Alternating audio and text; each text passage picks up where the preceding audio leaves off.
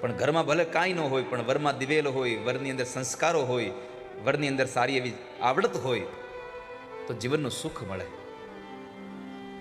મોટો બંગલો હોય અને એ બંગલામાં પછી બગલો રહેતો હોય તો એની હારે તમારી દીકરી પરણાવીને કરશો શું? સવારે કામે વયો જાય, સાંજે આવે ત્યાં એને હાથ પકડવો પડે એવો થઈને આવે તો એવાની હારે દીકરી સુખી થાય ક્યારે? મને બતાવો. જેમ દી હાથમાં એમ રંગ બદલતો જાય, ઓલા ડોલકા કીડાની જેવો. અને હવે તો કાંઈ રીત ચાલી છે.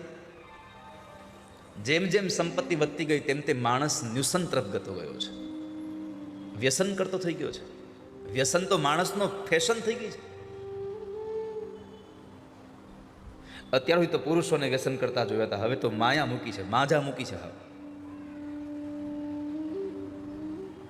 પુરુષોને પાછળ રાખી દીધા.